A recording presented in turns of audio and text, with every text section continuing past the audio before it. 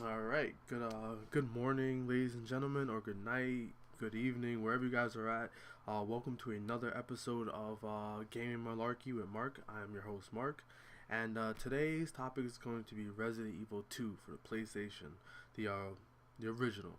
What it is I recently had beaten Resident Evil Director's Cut for the PlayStation as well. I liked it. Obviously, I liked it so much I moved on to Resident Evil 2. That one I also liked. I beat the game this past Friday that just happened. It was really fun. I beat Leon's two campaigns and I also beat Claire's two campaigns. So I experienced everything that the game had to offer. I even messed around with Hunk a little bit and Tofu. I didn't like Tofu, whatever. That's not even the point. The point is Resident Evil 2 obviously improved a lot of things. First of all, obviously the graphics. It looked a lot better than the first one, hands down. It did look a lot better. It felt to me like it ran smoother, looked better. I enjoyed it. I also want to talk about how scary it was. I mean, I got scared in the first one, obviously. The second one scared me a lot more because there was a lot of scare tactics involved. There was a lot of times where I was just running through like the Raccoon City and getting attacked by lickers, zombies that would like just jump up and attack you. The tyrant, oh my word, the tyrant. That thing scared me more times than I cared to admit, especially on like the true scenarios. But yeah, the game is scary. Especially when you have to go down to the sewers and look for the spiders, and you have to start messing around. You saw like the zombie plants that could poison you every time they spit on you. Those guys were annoying. But it was a scary game. What I didn't like about the game is the scenarios. They're broken down. Each character, Leon, Kennedy, and Claire Redfield. This is their debuting game. This is the first time we've ever seen them. Both of their characters have two campaigns apart, or a piece, I should say. Both, but they're all the same. For example, when you start the game off, it's I started off with Leon, so his scenario was A. So I beat scenario A, and they said, "Oh, you can now go ahead and play as Claire, or try out different scenarios." So I tried out Claire's scenario A. Then after that, I said, "Oh, you can do another one." So I was like, "There's more." So I then loaded up, Leon's scenario B. I was expecting at least an entirely different game. It wasn't. It was it was the same. I mean, besides certain parts, like there was like the game did flow a little differently. Like you got to go to different areas. Um, Different cutscenes would happen. There's a true ending where like you get to fight an extra boss. The tyrant that I mentioned about that scared me so many times. He only comes around in the two true scenarios. Like they're both their scenario B's. He only comes in on those. Uh, but I didn't like it for some reason because it didn't feel like it. I mean, it felt like to me like all it was just to add like more time. Like say, oh okay, well you beat the game.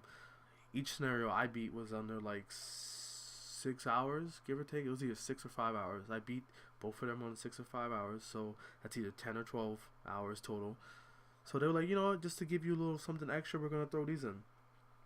And I mean, I don't mind that, but I mean, a completely different scenario would have been nice, or at the very least, more changes, more like differences. I mean, I didn't really notice any major differences except for like the tyrant and maybe the new locations until the very end. The tyrant comes in like he comes in like right at the beginning of almost like maybe 20, 25 minutes, 30. He comes in. But then other than that, everything felt the same until like later on in the game, especially when you have to get onto the boss fight. The boss fights in this game, well, the tyrant is a boss fight. He's a boss fight every time you see him. Uh, he was tough because most of the times I didn't know what I was doing, or I couldn't. I was looking. I was pretty much scavenging. He would just pop up, and I'd only have like a handgun, so I'd have to run away, or I'd have to like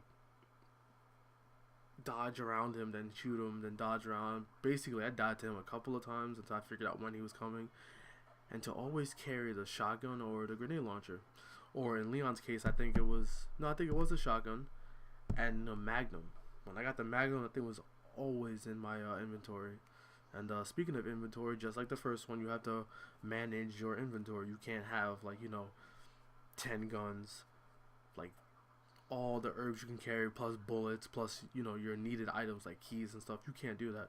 You have to get what you got, or I should say, get what you find, take it, and then once you do that, you have to start like managing. Oh, I need this key for a door upstairs. Maybe it might unlock it, and then you go up there and find out it does. Stuff like that. So most of the times I was only carrying like a gun, the ammo I needed, like one health item, sometimes two if I felt like I needed it, and the rest of my inventory was for things that I felt was important.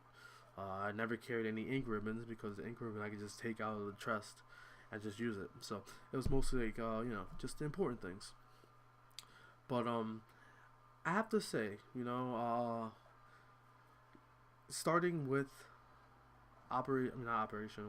starting with Outbreak at first, since that was my first game I played, and then of course Resident Evil 4. I knew Leon before I knew a lot of other characters. I didn't expect to see him like that. I mean, it looked weird, but then again, I do realize it was a PlayStation game, so it's whatever. But he is my, and the whole Resident Evil, universe. Leon as Kennedy is my favorite character. Chris is not too bad. I just feel like Chris progressively got worse in the series. Obviously, we've seen him in Resident Evil 5, so there we go. But I feel like he's gotten worse. But Leon stays the same. Even that haircut stays the same. Maybe like it looks a little sleeker every once in a while. Like every other game looks a little different.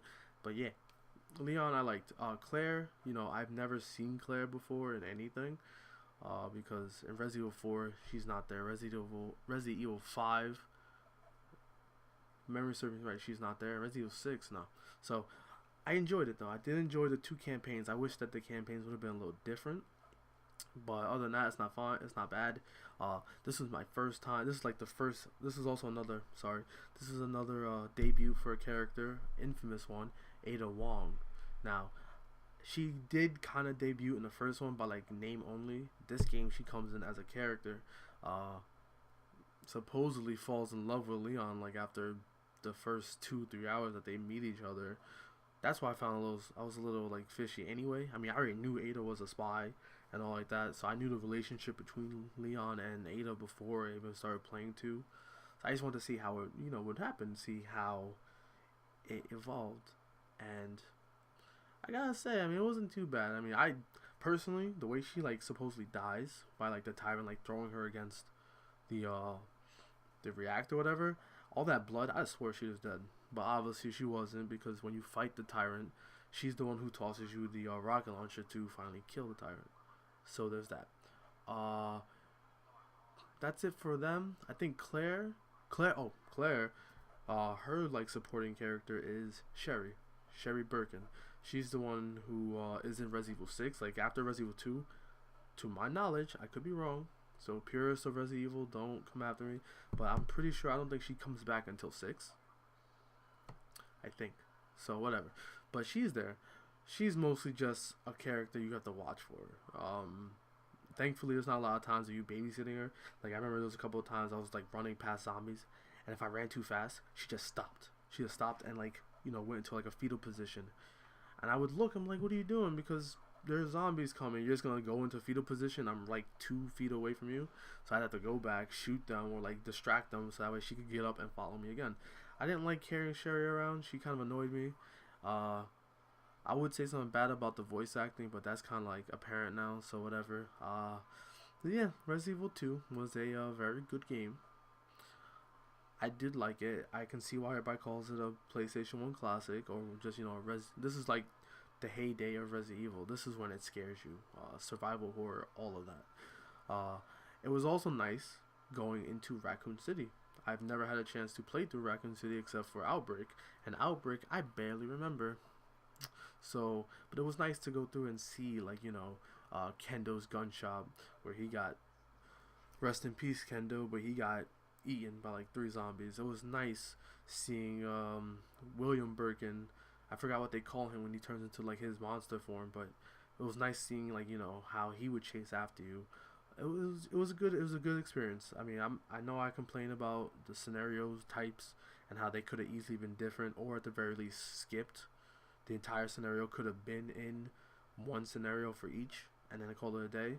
I mean, so what? The game's like 12 hours long. I mean, it's even longer because I'm pretty sure like back then. Well, I shouldn't say that, but even longer because I was just messing around. I mean, I guess I got lucky, or I don't know, like just I'm older now, so I can actually play those kind of games and have like an idea of where I'm supposed to go next or whatever. But so what if it's 12 hours? Just leave it alone. I felt like they were added. They didn't need to be there. It could have easily just been one scenario or one campaign for each character. Call it a day. So that's that. My next game I'm gonna play is Resident Evil 3. I do need to touch on that because after Resident Evil 3, after I beat that, the only ones I gotta play next are Operation Raccoon. No, why do I keep saying that for? I did actually play Operation Raccoon City. It's a guilty pleasure of mine. I know a lot of people don't like it. It's a guilty pleasure of mine. Well, that's if I'm playing with friends. But I gotta play Resident Evil 3 Nemesis, which I'm kind of scared. I once seen my cousin play it, and it almost made me pee my pants as a kid. So I'm kind of scared to play it. But I've played through 2 of them, so I should be okay. But I got Resident Evil 3 Nemesis. I have Resident Evil 0 one day to go back to. Gotta play through Code Veronica. Some people say I don't have to, but I figured I'd just do it. Why not? Because I think it is part of the story, so I will. And then that's it. That'll be it. I'll have completed the main story games of Resident Evil. I'm not gonna touch into like the full Chronicle games or go back to like the Outbreaks and stuff like that. I'm just gonna stick with the main ones. Yeah. But yeah, so Resident Evil 2 definitely left an impression on me. I highly recommend it to anyone who wants to start playing Resident Evil games to pick, download them. They're probably on the, if you have a PlayStation 3, they're probably cheap on there. If you have a PlayStation, they might be cheap. I doubt it though. I haven't looked at price for a PlayStation game forever. But they are at least available on the PS3 or PSN network. Try it out. But that's gonna be all for today because I talked about Resident Evil 2. Great game. My opinion, great game. Didn't need the extra scenarios. Survival horror was definitely still there. Improved graphics, improved animations, scary, and a nice way to introduce two new characters. Leon Kennedy and Claire Redfield. So enjoy your day, guys. Your night. Whenever you see this, just have fun and just remember to play as many games as you can and just keep on gaming strong, you guys. Take it easy.